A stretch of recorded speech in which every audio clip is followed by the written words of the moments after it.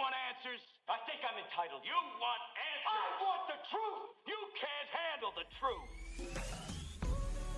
We are the Madmen of Masculinity. Your home for healthy masculinity. We're just real men having real conversations for you. Good day, Madmen Mafia. I am Kirk M. Samuels. And I am Jason B. Kendrick. And today and every day, we are the Madmen of Masculinity. That's right. We're just real men having real conversations for you. Not for us. We sure is, man. For you. We sure is. You know, part of our intro is, I want the truth. You can't handle the truth. There's a lot of things about masculinity and about being a guy, being a man. Some of the things, just kind of happen to us. Some happen for us. Some of the things are just the natures and the way we are. And I got a theory. I got a theory about us, man. What's your theory? There is something about us as men that is like a moth to a flame. Mm-hmm. There's something about us as men that we're almost compelled to the things that either can be our demise, can be our downfall, or to a lesser extent can cause us burden or grief or strife or whatever you want to call it. But there's something about us as men, obviously we were communicating about this, and the term masochism is where you kind of you like or you're drawn to punishment, basically. And I think there's something about us as men where, to some degree, we're drawn to punishment. There's something about masculinity that has an element of masochism in it. Yeah, I've been thinking about it. I mean, since you brought up the subject, and I agree and I disagree, but I think we'll get into it even later. But there is something about men, and maybe it's our hunter-gatherer, maybe it's protector thing, maybe it's because iron sharpens iron and we want to be the warrior. But there's something about the closer we are to death, the more alive we feel.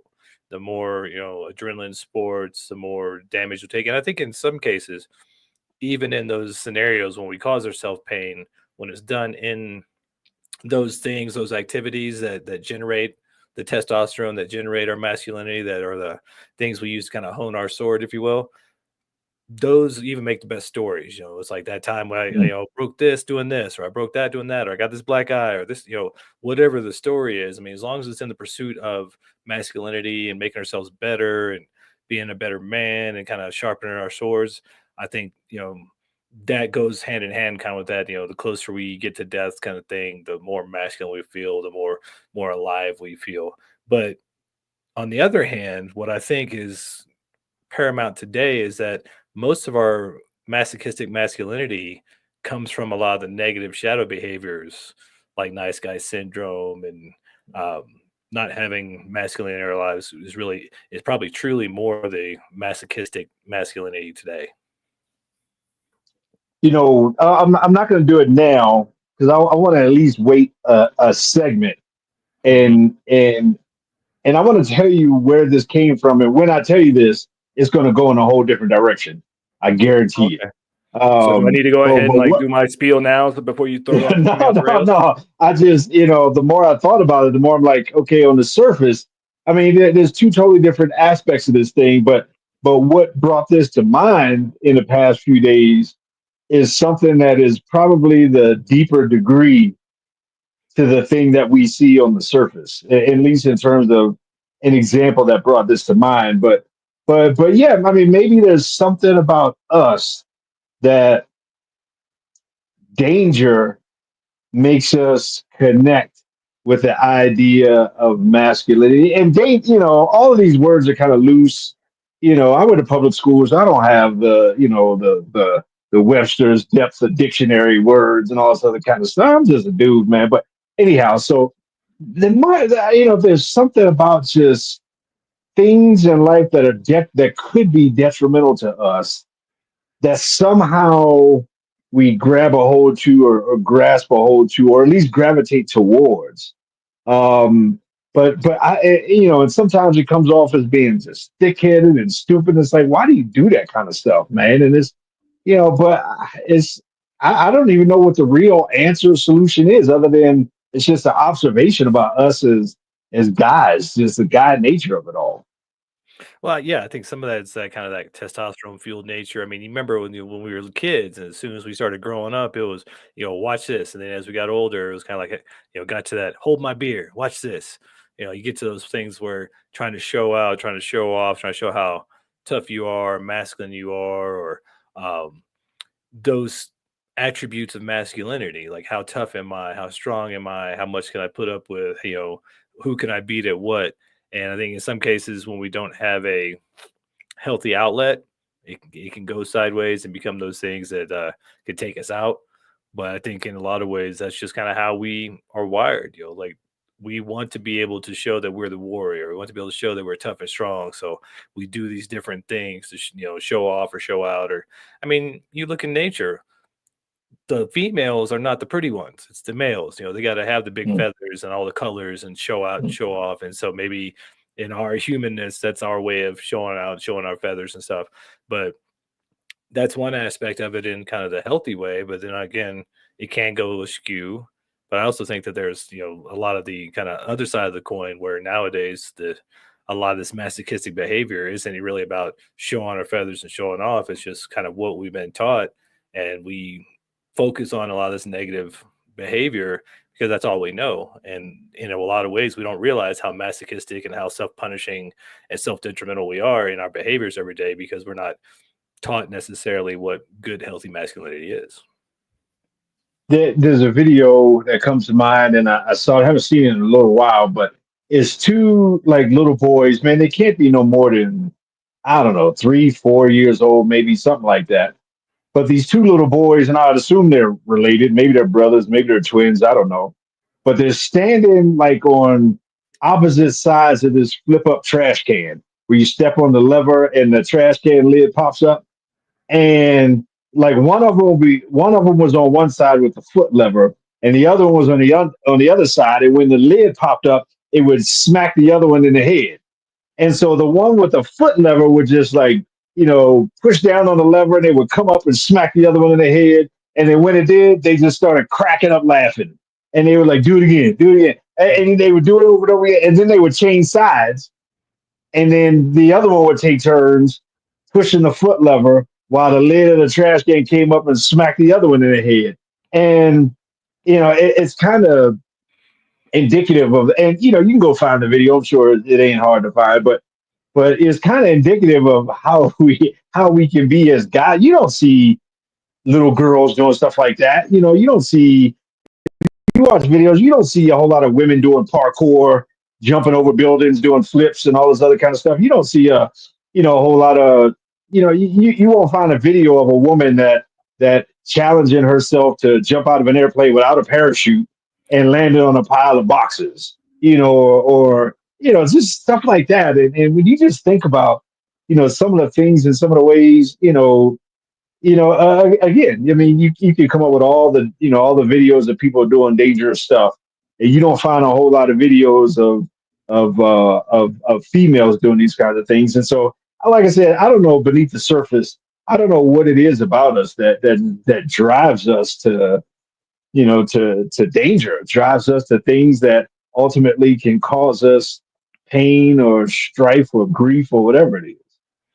Yeah, I think it just comes back to that innate kind of masculine tendency to challenge ourselves. Like, there's so many guys I know, especially doing a lot of the adrenaline sports and things I do, where they just don't feel alive unless they're pushing themselves. They don't feel like they're growing or expanding or being better than they were if they're not pushing and doing more and more. And so, like anything else, you start off small, but maybe it's just the lid of the trash can, but then later on it's the full trash can, and then who knows, you jumping out of a plane, landing in a trash can. But it's that kind of innate quality of men, I think, to challenge ourselves more, to grow that muscle, and I think in some ways, a lot of times it's almost that subconscious training of there's suffering in life.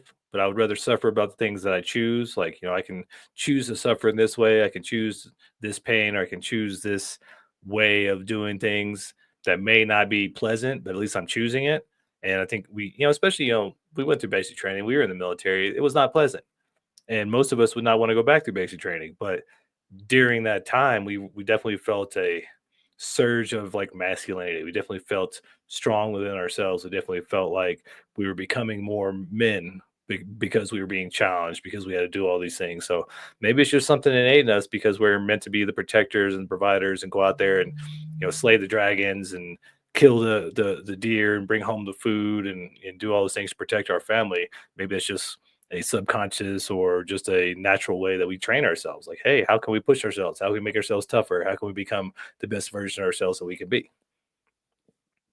And like I said, man, when I put a twist or a spin on this thing here in a little bit, I mean it's gonna kind of go, didn't see that coming, but it's just, like I said, man, you I guarantee you, if you look at everybody that Red Bull sponsors, it ain't a whole lot of women. For that matter, you don't find a whole lot of brothers sponsored by Red Bull either. But whatever. There's more You nowadays. know, but in terms of the stuff that's dangerous and the stuff that's like, I want to do something epic or whatever.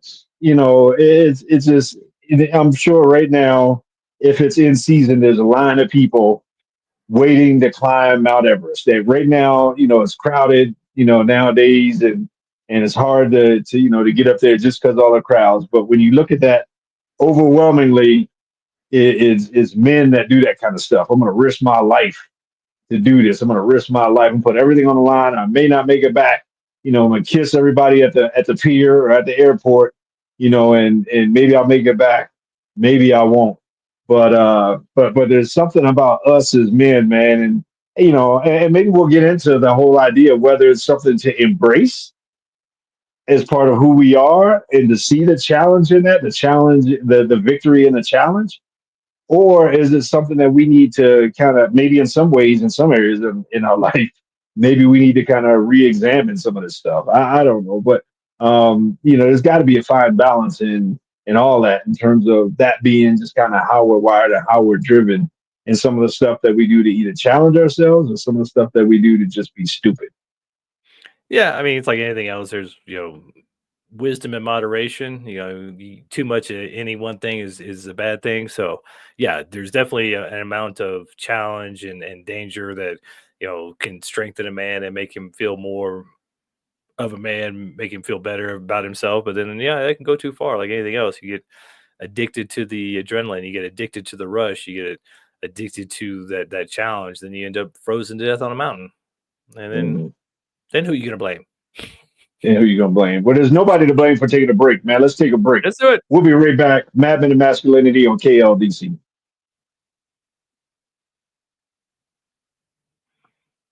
Need some agua. Get some water. So yeah, I was gonna do the masochism of masculinity isn't what you think, and go into nice guy and all the other toxic behaviors. But apparently, you have a lane you want to go down. This is, yeah. I'm about to put a little spin on this thing. All right, spin away. It's gonna be interesting. All right. All right. We're back. We're back. We are back. Madmen of Masculinity. You can find us on KLDC 1220 AM in the Mile High City, on the interwebs, everywhere. Madmenradio.com, YouTube, Facebook. If you happen to be listening to us, I challenge you to go find a video of this conversation and see what we look like. If you're watching this online somewhere, put a comment in. Do you agree? Do you disagree? We love to know what you think, man. I mean, do you like the color of my fuchsia shirt, or is it purple, or is it pink? I don't know. The fuchsia has got to be somewhere in the middle, man. But it's one of my favorite golf shirts, and I happen to put it on today. So, go figure. Speaking of which, man, it's almost that time, dude. It is that time. It's getting warm down there. It's almost that time, dude. Again? I don't know. This last weekend it was pretty warm, but right now I got a storm brewing outside my window, man. It's about we about to get a little dump of snow, but It's You know about how that time to get a. Colorado schizophrenic, man. We had fall spring number 2, Indian summer, and then we have Yeah, winter storm number 3, and then yeah, it'll come back. yeah. My golf shoes are on top of the refrigerator in the garage. They just staring at me, man. They calling me. Just picking They up calling me. spiders, just webs Yep, and pretty cobwebs, and just much. waiting. Even the pair that I got on Temu that you was making fun of me that you were saying they wouldn't Yeah, last, but they lasted me all last season, and now I'm about to go into season number 2 with these hey, same shoes that you made fun of. hey, I didn't trust Timu, but you have a Dude, screaming endorsement about how good Timu is. man, I'm just telling you, man. I'm just They glad love they're the us. right Put it size that and they way. weren't them little doll shoes. No, man, no way, man. We love Temu and they love us, man. Big Oh, okay. time. We keep Yes, them sir. bad boys in business. So we're talking about, the idea that there's a masochistic nature to us pursuing our masculinity. And I kind of teased it a little bit earlier. And where this came from is, we have a Yeah, what's mutual this twist? friend. We got a Oh, mutual friend that somebody I know? not too long ago, Mhm. what? He's Somebody I know, mutual, man. mutual friend? Mutual Yeah, friend. yeah, yeah. Mutual friend Okay. means we know him, man. Come on, man. Yeah. I I know went I to went to public school. public school. You went to military public school, which is even worse, dude. Anyhow, Biggity. um, speaking of which, I didn't know there was that many military bases in Germany. I had to look it up for a reason last night. I A didn't realize lot. that we got a whole lot of troops in Germany all over the place. Yeah. Anyhow, squirrel. So we have a mutual friend who recently was kind of venting about the dating scene, and Oh, he yeah. was venting about how frustrating it is, and he met somebody and everything was going great and blah blah blah, and they went out a couple of times. It was great chemistry. It seemed like all this other kind of stuff, and he had like gotten tickets to something for them to go to, and all this other kind of stuff. He invited her at the last minute. She kind of flaked and all of a sudden went like way left and Mm. started giving all kinds of jibber jabber about you know, how she realized I don't know, man. It just went, cuckoo for cocoa puffs, like so many of us have realized, have experienced. Uh-huh. And he was just expressing frustration about the dating scene and about his pursuit of, seeking a relationship. And there's a lot of guys that are out there that are single, but in their heart, they would love to meet somebody and to, maybe meet a woman and develop something, develop a relationship, and get into a deep, monogamous, heartfelt, vulnerable. So many of us guys are like that are single are ready to do that. Yep. And then I was thinking, as he was venting, if you found that woman today Hmm. to get into that relationship with, you may find yourself at some point in the future thinking, man, was it easier when I was single? Mm-hmm. Was it easier when it was just me and I didn't have to worry about this? I didn't have to consider, what she wanted to do, her feelings, or this and that, and maybe she on a date or something, and all this other kind of stuff. You know, could we find ourselves going from like, man, there's part of me from a masculine perspective that I really want to seek a relationship and all that kind of stuff. But then when you think and family and kids and all of that, and then it's like this probably the same number of people on the other side of that fence thinking, man, I'm jealous of all my single friends that ain't got to deal with none of this. I'm jealous with all my single friends that ain't got to put up with her nonsense. They ain't got to put up with this and that. And they can do what they want to do, when they want to do it, how they want to do it. Their living area can be however they want to be and all this other kind of stuff. And that's what had me thinking just in terms of one of the things we pursue from a masculine perspective, for example, is like relationship and family and all these other kind of things that are good things to pursue. But at the same time, those things end up causing us weight and burden. I was having a conversation, with my son, and I won't go into the details, but he's in a relationship, he's building a family and all these other kind of things, and he's feeling the pressure, the weight of it all, being the protector and being the provider and having to, compensate for whatever in the household and having to be the one to do this and that, and the only one to be thinking about this and that, and all these other kind of things. And I was like, dude, it wasn't too long ago, man. You was just, you know, a single dude living in the barracks and just kind of eating ramen and giving the other fellas wedgies and all that other kind of stuff. And now you got a crib out in town, and you got your lady and all this other kind of stuff. And now and so anyhow. So even from a relationship perspective, even from our intimate perspective, sometimes we can pursue things that ultimately cause us extra challenges. I'm going to call them, just for the sake of of keeping it a buck. Just challenges that we didn't have beforehand, but at the same time we pursue these things from a masculine endeavor. Mhm. I'm glad you went that way because that's kind of where my mind went too. But I think as a caveat, as kind of a bow for this present, every blessing is a curse. Everything you want has responsibilities. Everything that adds meaning to your life can be looked at as something that adds weight or pain or struggle into your life. And so it's kind of one of those things like, choose your poison because everything, there's two sides to every coin. There's darkness with the light, so even if she's the most beautiful girl, she's still a girl. So she's going to have feminine tendencies. And so you have to deal with that. And that's something as a man, you got to be aware of and basically choose your suffering, choose your burden, and then don't make it a burden, make it a challenge. We wear that weight because we're the men. We have the broad shoulders, and that's what makes us men. That's why we challenge ourselves, and probably that's why as kids we tend to beat ourselves up. Just build up that pain tolerance so we can deal with what comes in the future and train ourselves. But I think the biggest issue, especially when it comes to like kind of that subject, is that it comes back down to as men, especially, it's personal responsibility because we tend to attract. Our trauma attracts other trauma. So we have to be very diligent about healing ourselves and doing our inner child work and our men's work and things so that we're aware of, because so many times it's that unconscious little child part of us that we haven't addressed yet or haven't healed yet that is basically attracting that other female component that matches that trauma. And so, yeah, it can look like we're masochistic. It's like, why do I keep picking the same crazy lady? Oh, wait, is it me?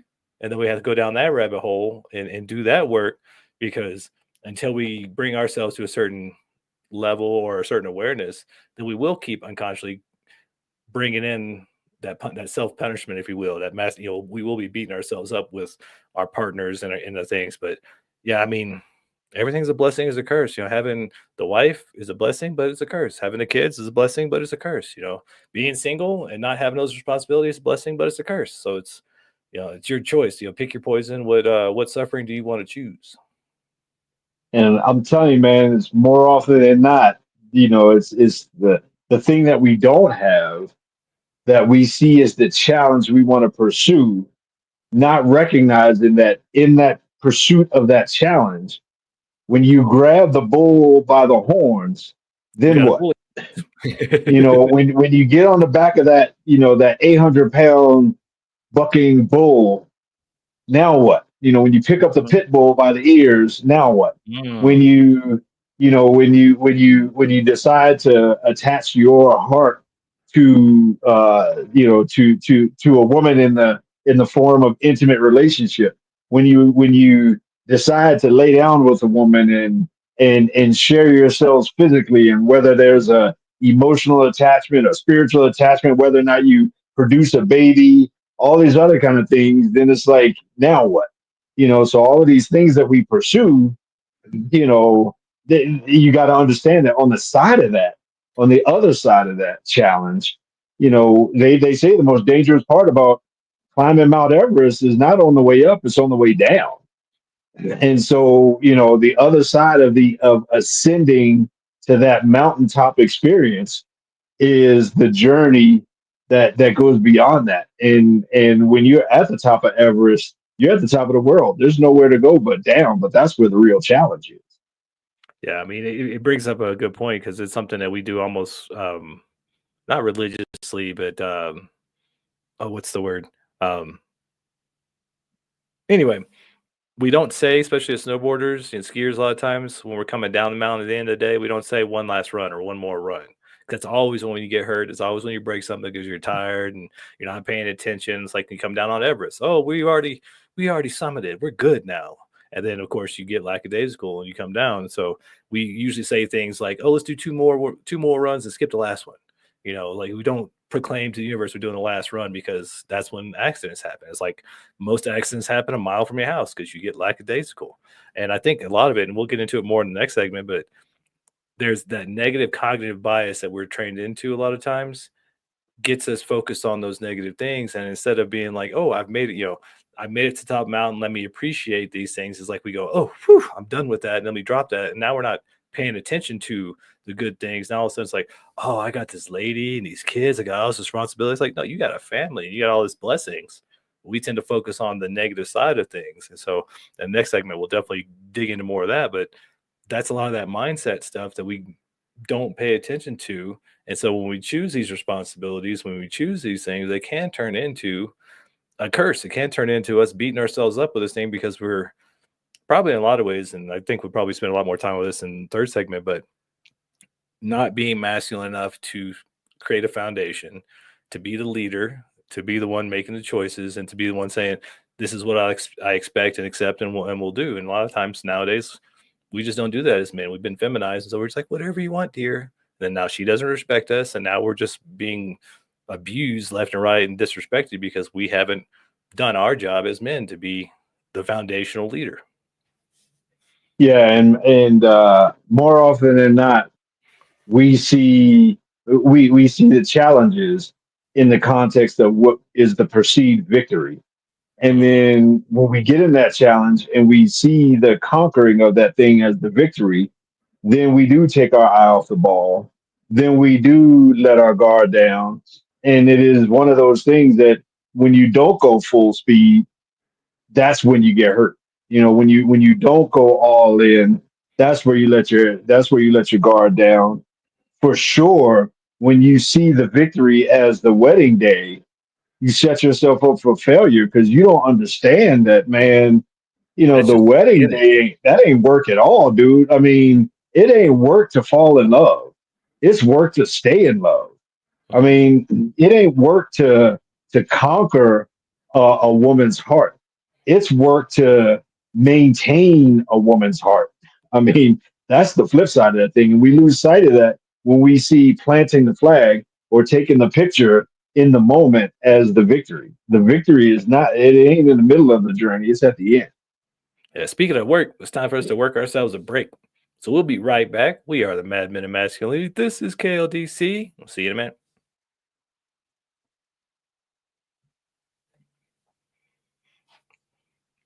Well, Told you it'd be a twist. I'm sure he's happy you didn't call him out, but I know you're talking about. Yeah. Yeah. Poor guy. Yeah, we actually saw him a couple times this weekend.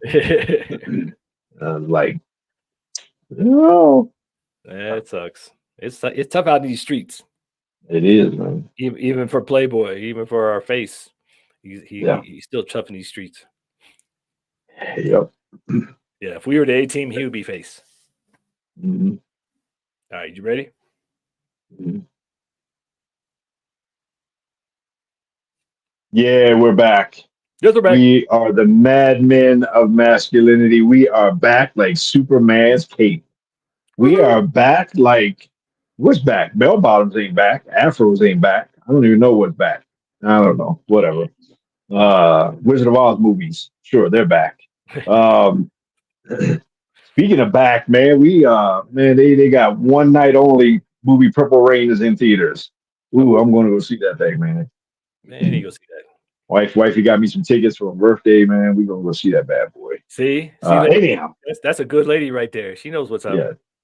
Total squirrel moment. We are back. We're talking about the challenges that we seek in manhood in the journey of masculinity that often lead to the challenges beyond the challenge, which could somehow end up being the downfall of us, or at least the thing that we have, the burden. Like I said, man, getting married is not difficult. It's very easy, as a matter of fact. You can do it in a day, in a moment. You at least here Go in to Vegas, do it Colorado, right.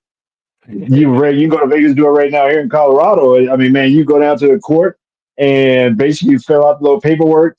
I mean, and within a couple of minutes, they ask you how many different copies of the certificate you want, and then you pay for that many copies, and then you don't need anybody to perform. You can self marry. You can literally stand there, sign the thing, hand it right back in, and say we're done, and you walk out married. So getting married, and me being on this side of the fence, I will say that for I'm going to say at least 50.1% of men, getting a woman, especially these days, is not difficult. Getting a good woman is difficult. I mean, and for sure, keeping a woman, keeping that is difficult. But nowadays, these women out in the streets, like it's going out of style. Like it's last call at the club. I mean, a lot of times, man, women are just more out in the streets than men these days. A lot of times, the roles are flipped. So it's not hard to do that, man. And yet it's extremely hard to or difficult anyway. It can be at times, to maintain that thing, man. And that's why you need a couple pictures on your wedding day to remind you. You need to post some things. You need to remind each other and all that kind of stuff. And again, same thing with kids. Yeah, I want to have kids and all that kind of stuff. And you got to understand, man, especially as a good man. And I had this conversation with my son. As a good man, you are rarely truly appreciated. I'm just going to be real. As a good man in a household and in a family, I mean, at times you can definitely feel not appreciated. I mean, and I'll put it out there: say a good man is truly appreciated when he's gone, because when he's there, things are just operating in ways that people just don't even realize. But when he's gone in, that's just whatever. That's just the way I think. That's just my experience. I spent most of my adult life um, more married than I have been single. Um, and like I said, I've known a lot of people and experienced a lot of things. So anyhow, but the challenges that we seek in terms of whether it be relationships, whether it be careers, there's a lot of people that, hey, I want to go start a business. I want to go be an entrepreneur and all this other kind of stuff. Man, it ain't hard to start a business. I mean, you can do that online in like 5 minutes. I mean, you can be an LLC and you can get your tax ID number. You can do all that within a couple minutes, and then what? And then people feel like they're in business when they go out and spend a bunch of money buying stuff, and it's like you ain't in business when you spending money. You in business when you making money. So it's that challenge thing that we seek, but we don't understand that the challenge beyond the challenge is where the actual journey is. Yeah, and I think a lot of that will come back to kind of my thought process in this is that we've lost a lot of the training. We didn't have a lot of the examples. We didn't have a lot of the healthy masculine examples to train us and go, hey, son, you want to do this? Well, that's fine. Here's what it takes. I know my dad had this example, and granted, it may not have been the most healthy example at the time, but thinking back on it, I know what he was trying to say because he was a private pilot, and I would think I was 12 or something, and I said something like, "Oh, I want to be a pilot," and then he took this like double dictionary sized book off the bookshelf and dropped it on the coffee table. Boom! He's like, "There, that's what you need to read if you want to be a pilot." And 12 years old, I'm like, that's crazy. No, I don't want to do all that. But what he was trying to say is like, yeah, you want to be a pilot, but here's all the steps you need to take. Here's the responsibility. Here's all the work you got to do to get there. And for a lot of us guys, we just didn't get that training. So it's like people just go into things blindfolded. They have no idea. They didn't get any good examples. And so they get pets, they get a house, they get cars, they get a wife, they get kids. They do all these things because part of them just, instinctually wants to do those things, but they don't think long term. They don't have the long term vision of, well, what does this mean? What are my responsibilities now? And a lot of guys you get stuck in that. I mean, how many guys joke about it, like, I don't know what happened. One day I was single, and the next thing I woke up and I'm married with kids. I don't even know what happened. It just happened because you're not being Mhm. present, not taking personal responsibility, and you're not setting a masculine foundation. Especially nowadays, a lot of these ladies, I mean, they're business minded. They will, if they want you, they will get you, and you will have no idea what's going on. The next thing you know, you're married with kids, and like, what happened? So you got to be present and on your game and set your foundation and know that I'm the man and this is, what I want to do. Like my father's one of his favorite things to say was, nobody plans to fail; they just fail to plan. Well, sometimes in Mhm. life, guys, you got to plan or at least have an idea of what you want and what you want the outcome to be, and then accept those responsibilities because suffering is optional, but work is pretty much required. So you get to decide what your suffering and what your work is. But if you don't decide, somebody else is going to decide for you. So be Yeah. careful. and this has been a gift, and I'll say it from my side. This is just something I've experienced from this side of the equation. I didn't have this growing up, and this was one of the things that I was consciously and subconsciously committed to doing and being once I got on this side. And what I mean is this side of fatherhood. So, and this is why it's important for us as good men to be present and to be there and to be plugged in and to be available, to be approachable. It takes mama to get them through childhood, but it takes dad to get them through adulthood, right? And that's for boys and girls, sons and daughters. And so, it was actually pretty cool when my son got to call me, and he was just venting about about life, about having a family, and about the responsibility. I mean, you got career, balancing work and superiors and bosses and the politics involved there. Then you come home and you got all the challenges involved there and all these other kind of things. And we just had a real conversation where I was like, you know what? You're right, man. It does suck. You're right, man. I mean, I get to speak to him from 30 years into his future. I'm exactly, almost 30 years older than him. And so to get to speak to him 30 years from now, or if you want to look at it, speak to myself 30 years ago, I just got to say, you're right, man, and put some perspective on that thing to the point where it's like, you're not crazy. You're Mhm. not crazy, man. That weight that you feel is very real. Um, that like it or not, if anything goes wrong, it basically falls into your lap in terms of responsibility.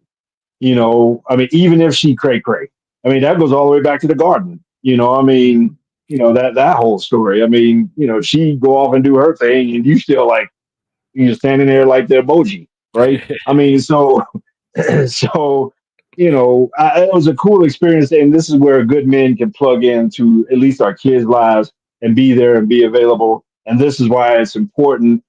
Speaking even to women, this is a small tangent. It's important to make sure that your kids have a relationship with their father. That you don't let a downfall in your relationship with him interrupt the relationship that he has with his kids, because you know sons and daughters need their father in adulthood in ways that their mother can't fill in on. Yeah, let's run down that. I'm gonna take that tangent and run with it because masochistic masculinity is hand in hand with nice guy syndrome, which is hand in hand with single mothers raising boys to be the way they think they should be, versus men raising boys and teaching them how to be a man, and then not allowing the fathers to be in their kids' lives, because fathers need to be there to prepare the kids for life and to give them their perspective of, hey, I'm 30 years ahead of you. And so, yes, this sucks, but here's the payoff. Here's what you need to look for. Here's how to compartmentalize that in a way that's healthy so that you're not overwhelmed with the suckiness, and you can maybe be present and enjoy this journey you're on of being a new family man and a new father, and new to the adulthood. But without that masculine influence, nice guy syndrome prevails, which means he's doesn't have a backbone, he doesn't have foundation, he doesn't have that natural masculine strength of spine that he needs to lead his own life and to be the leader in the family. So he's kowtowing to his woman, he's kowtowing to his kids, and then you see in the world what's going on with that now. We have all these entitled kids who have no personal responsibility. Everything's somebody else's fault. So they're all victims of the world. That's what a father's real job is to prepare kids for the world so they take personal responsibility, so they can acknowledge their own deficits and their own strengths and focus on their strengths. But when we don't allow men to be in their lives, or when men are don't follow their own natural masculine instincts and be that leader in the home and be the one that's teaching them how to survive in life, then all we get is these nice guys who most women don't like. They'll take him. He might be a good provider. He might be okay in the house, but they don't respect him. There's none of that masculine and feminine polarity, so there's no sexual attraction. So these are the things that end up being the masochism masculinity for most guys, because it turns into self-punishment. They're not being personally responsible. They're not setting their own foundation. They're not setting boundaries. They're not leading their own lives. So somebody else is leading it for them. And that's just self-punishment. That's abuse in a lot of ways for most men, because when they're not leading their own lives or challenging themselves, even as the kids, hitting themselves in the head with trash can lids, that's just challenging. What can they take? If he's not the one choosing what his challenges are, in a lot of ways, that's today's masochistic masculinity. Yeah, we got to be willing to, even at younger ages, to allow our young men to experience some hardship, to experience some challenges, to go through adversity, to not save them or spare them from the difficulties and the challenges in life. And maybe that's where sports comes in. Maybe that's where, we put them in situations where they get to experience taking some losses, where they get to experience, I remember having a conversation with my son about literally getting in fights, Mhm. in school and all these kind of things. And, like, like that scene from Friday, where the dad was like, "Nah, man, you got these. Sometimes you take, Yeah. sometimes you win some, Win sometimes some, you lose lose some, some. but you live to fight another day." Those kind of experiences where you tell them, "Hey, you're gonna take some knocks on the chin, but you keep getting up." And we as a society got to recognize that it's in the importance of men, that men play a vital role in our society, in our families, in our culture. Period. There's a reason why men don't live as long as women. There's a reason. I think there's a reason why married men don't live as long as their wives. Mm. Maybe maybe there were some things that he was dealing with or he was carrying that nobody else in the family had to, for the family to exist. Um, and so we do need to allow the young men to experience some things, and we do need to be able to teach them how to have a strong chin, even when you get, knocked down or punched in the face, to get back up and to encourage him and to encourage one another, because most of us didn't grow up with a strong, healthy role model. And so nowadays we almost got to help role model each other and encourage each other. And it's like, man, when my brother loses, to a degree, I lose. And so I got to encourage my bro. I got to encourage my guy. I got to sometimes remind him, yeah, it sucks, dude. Getting kicked in the nuts sucks, but guess what? Mine got kicked in today too. I'm in it together too, man. We're out here doing this thing together. Yep. Well, it's time to punch you in the face with a break. So let's take that last break. It is the fourth quarter. We are the Madmen of Masculinity, and we'll be right back.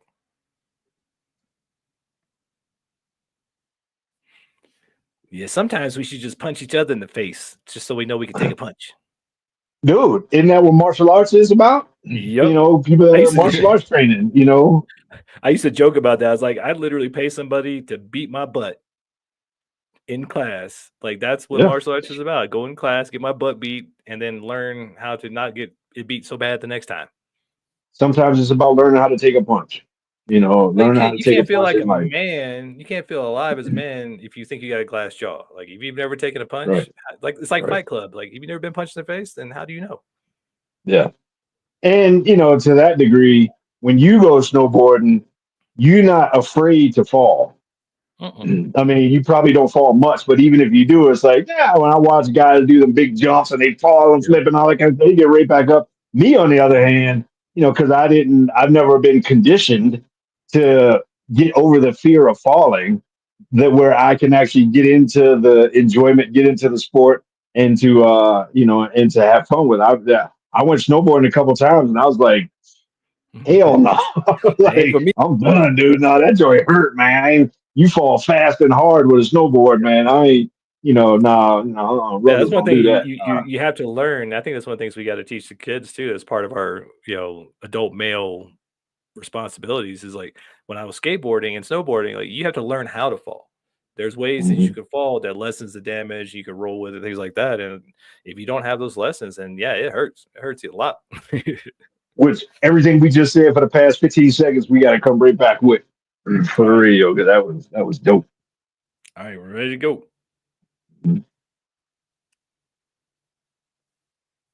Fourth quarter time. It's back. It's Fourth quarter, back. red zone offense. Put up your fours. Put up your fours. Our man Tanner's, he's editing our radio show here, putting it out there. There you I go. know Stop. he's out there doing his thing, man. Shout out Crawford Broadcasting. Shout out to everybody out there doing their thing, on the radio, on the open airways. We're talking about the challenges of being a masculine man that can almost seem masochistic sometimes, where you seek the punishment. And during the break here, I brought up the example that when you go snowboarding, you probably don't go down the mountain thinking about falling and afraid to fall. I Yep. mean, you just you're into it now. You've gotten to the point where, you've experienced enough. You've probably fallen enough times. It's not that big of a deal. Me, on the other hand, I went up there and a What couple of had times I happened fell. was, I was like, yeah, I'm done, dude. I'm done. Like, I'm gonna walk the rest of the way down here. I'm gonna go sit in the lodge, have me some hot chocolate and some mm, cinnamon rolls or something, and I'll wait for y'all to be done.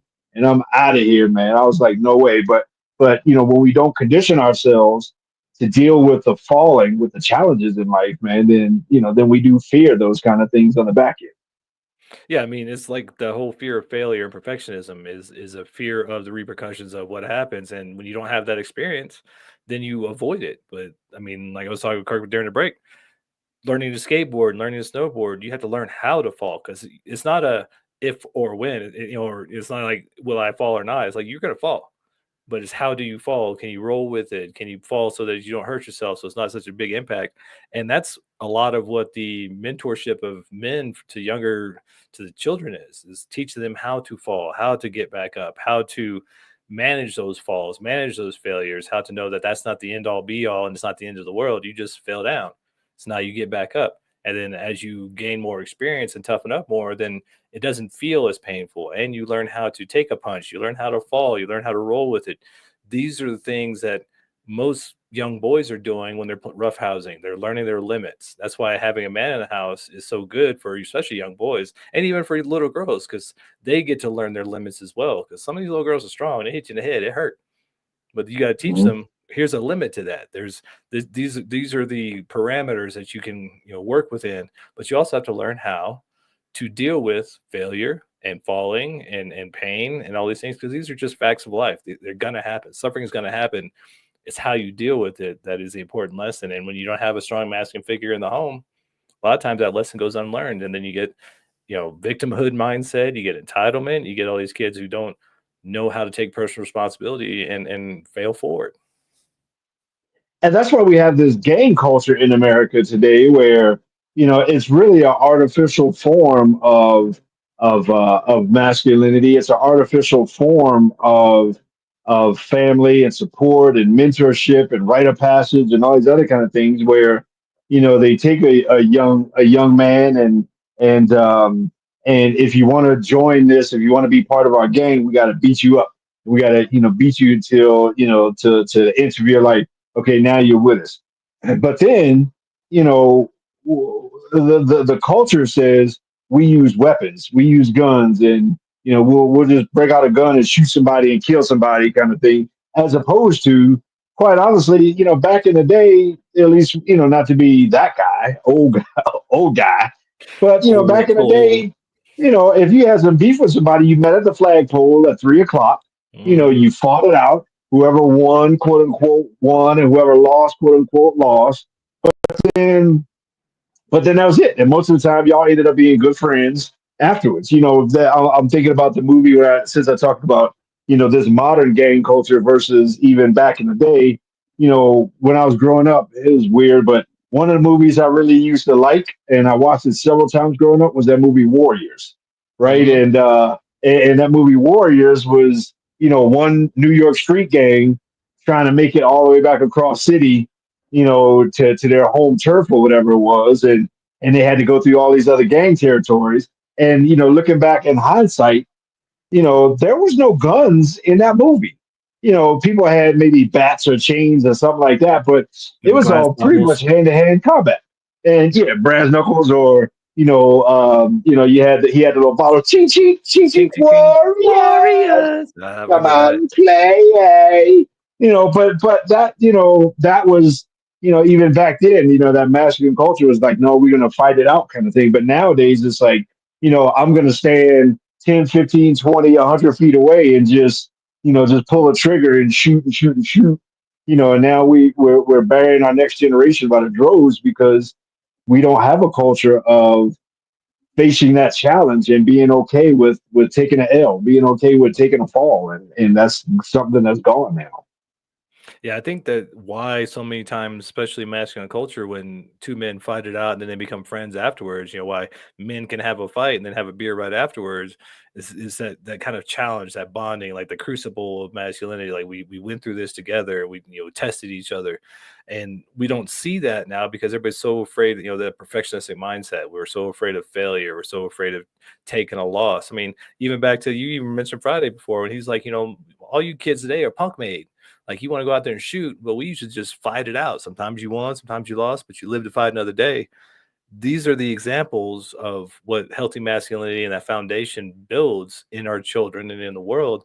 But when we don't have that example, and then you have all this nice guy syndrome and all these feminized men who don't know how to challenge themselves, don't know how to be protector or provider, who don't know how to even take a loss. I mean, I've dealt with perfectionists in my whole life. So many of us do. And what that does is not about being perfect. It's about fear of failure. It's about, oh, if I can't be perfect, then I'm just not going to try. Well, then how much opportunity do you miss? How many things do you miss doing? How much is the world missing out on what you could provide because you're so scared of not being perfect? You're so scared of failure. Well, all of us fail. I mean, that's how you learn. I mean, the dichotomy of life so many times is the things that make you smarter make you feel dumb. The things that make you stronger make you feel weak. All these different things that you try to do to better yourself make you feel the opposite of what your goal is. But it's by finding that failure, finding that breaking point, finding that you know muscle weakness or the limit is how you gain the strength, how you gain that knowledge. And when we're afraid to fail, when we're afraid to take personal responsibility in our lives, then we just don't get that. We end up being more masochistic, more self-punishing than we would be if we took personal responsibility and we're willing to fail forward. Yeah, we can't allow ourselves to be afraid of the challenge such that we don't take on the challenges in life. This world wouldn't be what it is if men didn't face challenges and men didn't face fear. The guy that is summiting Mount Everest today wouldn't have done it if, Sir Edmund Hillary and Tingay Norse or whatever his name is, if they didn't brave it to do it the first time. Right. So we can't as men be afraid to take on these challenges, even from a relationship, even in our vulnerability, even in our intimate lives. We can't be afraid to take on these challenges. That being said, we have to make sure that we don't think that putting the flag at the top of the mountain is the end game Mhm. goal. The end game goal is finishing in the best way possible. And you mentioned earlier, going to boot camp or basic training, or when we go through all these experiences, when the it's not such an epic story. It's a great story that the SEAL Team Six went into Abbottabad and got Osama bin Laden. It's an epic story that they all made it back. Mhm. It's an epic story that they made it back with all the stories. And when you mentioned none of us would go back to to boot camp or basic again, my first response is, by the time we graduate, I look back and man, we had some good times in boot Mhm. camp. I mean, we bonded, and I bet you if I ran into some of them guys today, man, we could come up with some stories and all this other kind of stuff. And so when you make it to the end and you finish well and you don't quit too soon, then you have the epic story. You make the good story an epic story. And that's when, it's not the masochism of masculinity. It's the conquering of that whole thing. It's the finishing of whatever your masculine race is, whatever your masculine journey is through life. Yeah, you bring up a good point. I think that finish line mentality, especially in life, causes masochism. It causes self punishment because we think that there's some end goal that, oh, once I get this, then I'm done and then I'm good. No, that's just another step on the journey. It's just another milestone. It's just another, signpost that, you're still on the journey. You're still on the way. So as men, especially, we need to adopt this journey mindset of I'm not failing because I didn't plant my flag. I'm just still on the journey. And then when I do plant my flag, that's not the end of my journey. That's just this portion of my journey because now I still got to get back down. Getting back down, getting back home is a lot of times the most dangerous part. So being present, being, knowledgeable, and knowing that this is part of the journey is more impactful and more beneficial to you than thinking that each one of these little goals, each one of these little milestones is the end all be all. So many times, I think, even back to that perfectionistic mindset and that negative cognitive bias that a lot of guys have nowadays, they think that once they get something, that's going to be it. And then they realize it's not. So then they get depressed and upset and get even more negative because, oh, well, I thought this was going to be it. And that's just one more crown, feather in your cap, one more signpost on your journey. It's just part of the journey that is you as a man. But nowadays, what is really important and incumbent upon us as men is like, if we didn't have that example, if we didn't get those lessons, we have to teach each other and teach ourselves, and then really work on, and to your example of our mutual friend, we've got to work on our own traumas so that we don't attract that same trauma of somebody else, so we can have those healthy relationships. And a lot of times these failed relationships turn into great examples. It's that fail forward mentality, like, oh, this failed, but that taught me this lesson that I need to look at myself. Why am I attracting that? And how can I fix that for the future, or be aware of it so I don't allow this ghosting or this negative behavior from this woman to enter my life? Yeah. I and I'll land my airplane at least with this You fly the realization, plane. this bit of wisdom. I've told this story multiple times. My father died when he was 46. His father died when he was 46, and the father before him died before 46. And so when I turned 46, man, I was like a basket case for a year. I mean, I was just like, woo, like, dude. And then You when I made it. turned 47, man, I posted like a video on social media the day I turned 47 that I made it past 46. And now I look back and, I got another birthday coming up soon, real soon. And I'm about to be, 6 years older than he was when he died. And so now, the wisdom is I may have planted a flag, at 46 at the top of that mountain, but I got another half of the journey to go back down the mountain. Hmm. And going back down the mountain, the challenge is to impart all of the wisdom that I learned going up the mountain on the world around me, such that the journey was not in vain, such that, all the pain and all that kind of stuff that was before that was on the way up, it doesn't get lost like green boots and everybody else on the side of Mount Everest. It's the people that made it back that can now guide people up, like the Sherpa that live in that area. Hmm. Yeah, I'll land my plane this way, that if you're struggling, then there's probably a good chance as a man that you're suffering from masculine or masochistic masculinity, which means you're not taking personal responsibility. You're not working on your traumas. You're not being the man who's leading his life and setting a masculine foundation. So, we've talked about it so many times. There's no such thing as toxic masculinity. There's a lack of masculinity is toxic. So, and that's true for men and women. So if you are beating yourself up and being a masochistic man, it's time for you to take personal responsibility. Go get other men around you to challenge you and become the best version of yourself you can be, because a lot of these things that we attract in our lives are just examples of the things we need to work on. So if it's not how you like it, there's something you need to do to fix it so that you can get what you want. And we want you to like and subscribe, become part of the Mad Men Mafia, and make sure you tell us what you love, tell us what you hate. And until next time, we are the Mad Men, and we are out.